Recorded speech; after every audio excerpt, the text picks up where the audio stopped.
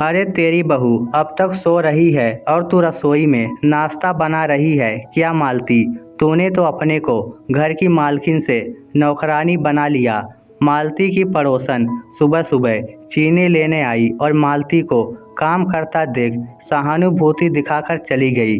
उसके जाने के बाद मालती फिर से अपने काम में लग गई, पर मन में कहीं पड़ोसन की बात खटकने लगी। वह सोचने लगी कि पिछले 30 साल से यही तो कर रही है। सुबह का नाश्ता, दोपहर को क्या बनाना है, बाजार से क्या लाना है, बच्चों को क्या पसंद है, इसी में सारा दिन निकल जाता है। घर के बाकी कामों के लिए तो बाई आती ही है, बस बच्चों को अपने हाथ का खाना खिलाने का मज़ा ही कुछ और है। इतने में सोच में डूबी मालती के हाथ से प्लेट गिर गई तो पति जगदीश ने रसोई में आकर कहा, मालती जरा ध्यान से, बच्चे सो रहे हैं। हाँ, गलती से गिर गई। मालती ने प्लेट उठाकर ऊपर रख दी।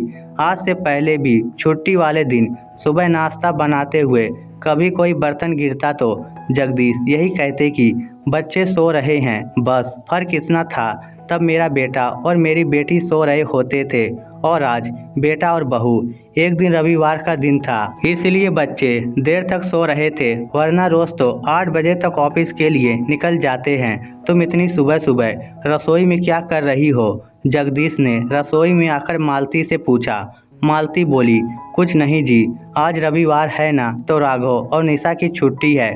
सोचा कुछ अच्छा सा नाश्ता बना दूं, बस उसी की तैयारी कर रही हूँ। जगदीश जी बोले, ओ अच्छा, फिर तो ठीक है। सुनो, मेरे लिए चाय बना दो, मैं अखबार पढ़ रहा हूँ बाहर बालकनी में। जगदीश जी को चाय देकर मालती फिर से रसोई में लग गई। समय 10:30 बज रहे थे, तभी राघव जाग गया और चाय लेने रसोई में आया।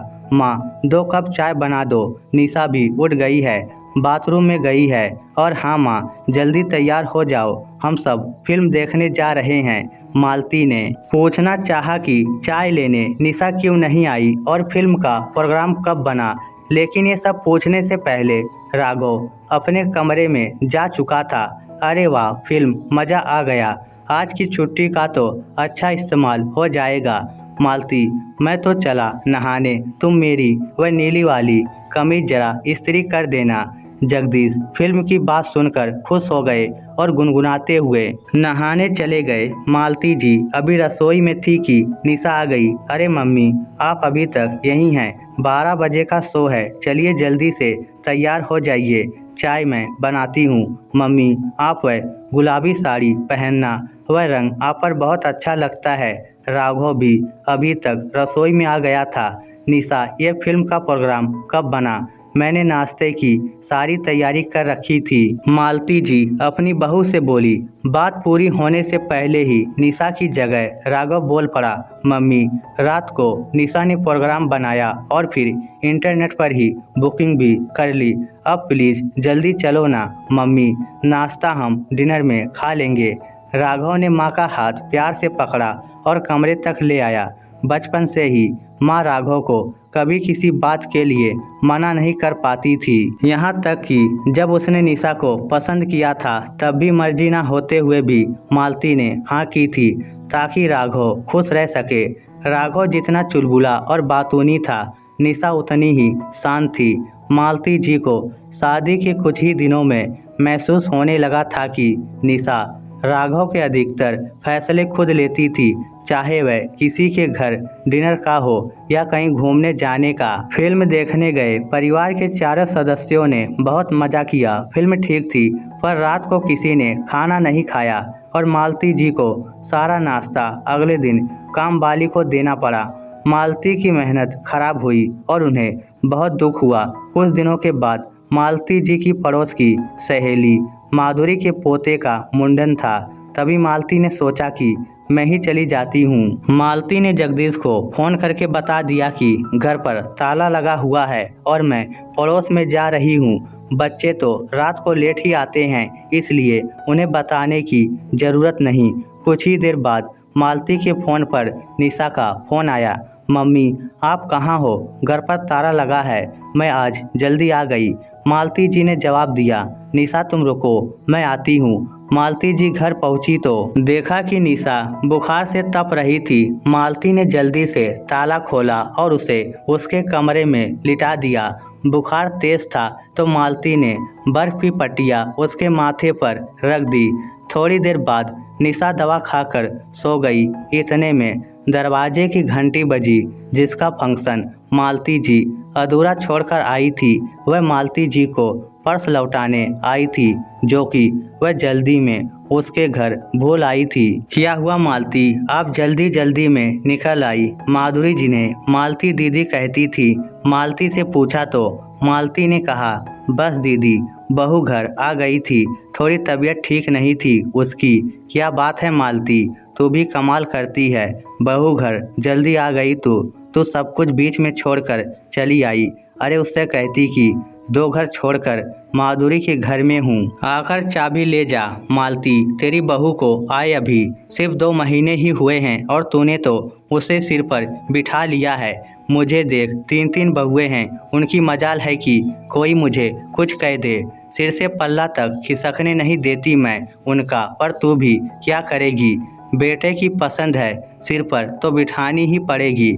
माधुरी दीदी न जाने मालती को कौन सा ज्ञान बांट कर चली गई, पर उनके जाते ही मालती सोच में पड़ गई कि माधुरी दीदी ने जो कहा वह ठीक था। हर लड़की को शादी के बाद घर की जिम्मेदारियां भी समझनी होती है। ये क्या बात हुई? मुझे क्या समझ रखा है निशा ने? पर अगर निशा की जगह मेरी बेटी होती तब भी मैं तो सब छोड़कर आ जाती। लेकिन बहुओं को घर का काम तो करना ही होता है। निशा के ठीक होते ही मैं उससे कहूँगी कि सुबह मेरे साथ रसोई में मदद करे, पर वह तो सुबह जल्दी जाती है और रात को देर से आती है और मैं सारा दिन घर पर होती हूँ। बहू की मदद के बिना भी काम आराम से हो जाता है, फिर क्यों उसको परेशान करूँ? इसी पासों पेश में विचारों को एक और झटक कर मैं रात के खाने की तैयारी में जुट गई। बहू की तबीयत ठीक नहीं है, उसके लिए कुछ हल्का बना देती हूँ, और राघव के लिए बैगन का भरता उसे बहुत पसंद है। फिर दिमाग के किसी कोने से आवाज़ आई, 2 चीज़ें क्यों बनानी? बहू इतनी भी बीमार नहीं कि भरता ना खा सके। पर दिल ने दिमाग को डांट दिया, नहीं, तबीयत ठीक नहीं है तो हल्का ही खाना बनाती हूँ। रात को राघव निशा के लिए खाना कमरे में ही ले गया। मुझे लगा तबीयत कहीं ज़्यादा खराब ना हो जाए, इसलिए मैं पीछे पीछे कमरे में चली गई। निशा सोई हुई थी और खाना एक और रखा था। राघव लैपटॉप पर कुछ काम कर रहा था।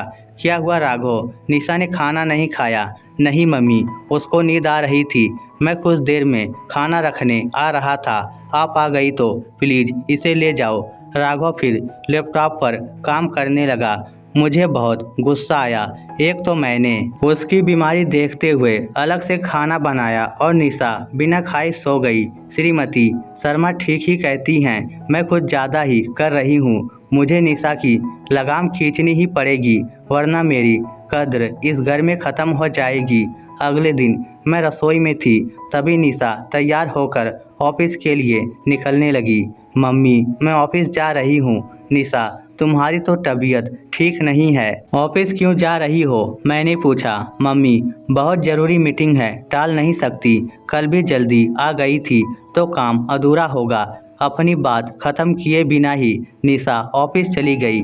मुझे बहुत गुस्सा आया कि कैसी लड़की है, अपने आगे किसी को कुछ समझती ही नहीं। घर में हर किसी को अपने तरीके से चलाना चाहती है, घर की कोई जिम्मेदारी तो समझती ही नहीं। ऊपर से घर को होटल समझ रखा है। पता नहीं मैं क्या सोचती रही, फिर अपने काम में लग गई। काम खत्म करके मैं माधुरी दीदी के घर चली गई, जिनके पोते के मुंडन का कार्यक्रम मैं अधूरा छोड़ आई थी। सोचा एक बार जाकर शगुन भी दे आऊं। उनकी बहू ने बताया कि माताजी की तबीयत ठीक नहीं है, वह अपने कमरे में हैं। मैं उनके कमरे में ही चली गई। माधुरी दीदी पलंग पर लेटी थी और उनकी दूसरी बहू उनके पैर दबा रही थी। मुझे देखकर उन्होंने अपनी बहू से कहा, चल छुटकी, आंटी के लिए चाय बना ला। उनकी एक आवाज़ पर ही उनकी बहू उठकर रसोई में चली गई। क्या हुआ दीदी, आपकी तबीयत खराब है क्या? मैंने पूछा। अरे नहीं, कल की थकान है, बस यूं ही समझ लो कि आज आराम का मन है मेरा। वह मुस्कुराते हुए बोली, तेरी बहू की तबीयत कैसी है? ठीक है दीदी, ऑफिस गई है। मैंने कहा, क्या ऑफिस गई है? देखो तो जरा, कल तक तो इतनी बीमार थी कि 2 घर छोड़कर चाबी तक लेने नहीं आ पाई। अपनी सास को भगाया और आज ऑफिस चली गई। सब तेरी ही गलती है मालती, तूने उसे बहुत ढील दे रखी है। अरे देख, मेरी बहुओं को मजाल है कि आवाज़ निकल जाए। इनकी मेरे सामने इतने में छोटी बहू चाय पकौड़े रख गई। माधुरी दीदी ने बात आगे शुरू की, देख मालती, मैंने दुनिया देखी है। इन बहुओं को सिर पर बिठाएगी तो पछताएगी। एक दिन तेरे बेटे को तुझसे दूर कर देगी। तब से वह बोले जा रही थी और मैं मूक श्रोता बनकर उनकी बातें सुने जा रही थी। दर्द से सिर फटने लगा था। वह बोले जा रही थी, मालती, मेरी बहन भी तेरी तरह ही बड़ी सीधी है। आज देख, उसको बहुओं ने पूरा घर अपने हाथ में ले लिया। उन्होंने चाय पीनी शुरू कर दी। मुझे कुछ अजीब सा लगने लगा। सिर बहुत भारी हो गया। मैंने जैसे ही कप उठाया, वह छलक कर मेरे कपड़ों पर गिर गया। अरे मालती, आराम से, जा जल्दी इसको पानी से धो ले, वरना निशान पड़ जाएगा। दीदी के कहने पर मैं खुद को संभाल कर बाथरूम की ओर चल पड़ी। बाथरूम की दीवार रसोई के एकदम साथ थी। बाथरूम में खड़े हुए मुझे रसोई में काम कर रही दीदी की बहुओं की आवाज़ें साफ सुनाई दे रही थी। देखा, बुढ़िया को कल सारा वक्त पसर कर बैठी थी और फिर भी थक गई। ये आवाज़ शायद छोटी बहू की थी, और नहीं तो क्या, पता नहीं कब यह बुढ़िया हमारा पीछा छोड़ेगी। पूरे घर पर कब्जा करके बैठी है। जल्दी जल्दी ये मरे और हम घर का बंटवारा कर ले। हाँ दीदी, आपके देवर भी यही कहते हैं। कम से कम अपनी मर्जी से तो जी पाएंगे। इसके रहते तो हम खुलकर सांस तक नहीं ले सकते। चल धीरे बोल और काम खत्म कर। अगर इस बुढ़िया ने सुन लिया तो बस। दोनों दबी आवाज़ में हंस दी। उन दोनों की बात सुनकर मुझे मानो एक धक्का सा लगा। ये कैसी सोच थी उन दोनों की, अपनी सास के लिए, पर ठीक ही था। दीदी ने कभी इन दोनों को अपने परिवार का हिस्सा ही नहीं माना। हाय, मैं भी तो यही करने की सोच रही थी। घर पर अपना ऐसा भी क्या कब्जा करके रखना कि सामने वाला तुम्हारे मरने का इंतजार करता रहे। अगर मैं दीदी की बातों में आकर निशा को बंधन में रखने की कोशिश करती तो घर की शांति ही खत्म हो जाती। और कहीं निशा भी तो मेरे लिए ऐसा ही नहीं सोचने लगती। ना ना, बिल्कुल नहीं। निशा तो बहुत समझदार है। क्या हुआ मालती, दाग गया या नहीं? बाहर से दीदी की आवाज़ ने मुझे विचारों से बाहर निकाल दिया। मैंने तुरंत बाहर आकर कहा, हाँ दीदी, सब दाग निकल गए। मैंने मन में सोचा, साड़ी के भी और मन के भी। मैंने तुरंत घर आकर निशा को फ़ोन किया, उसका हाल चाल पूछा और उसे जल्दी घर आकर आराम करने को कहा। फिर मैं रसोई में चली गई रात का खाना बनाने। आज निशा के लिए अलग से खाना बनाते हुए मैंने एक बार भी नहीं सोचा। ऐसा लगा मानो कि अपनी बेटी की बीमारी से परेशान एक माँ उसके ऑफिस से घर आने का इंतज़ार कर रही हो ताकि वह घर आकर आराम कर सके। इस स्टोरी को लेकर आपकी क्या राय है? नीचे कमेंट करके हमें ज़रूर बताइएगा। धन्यवाद।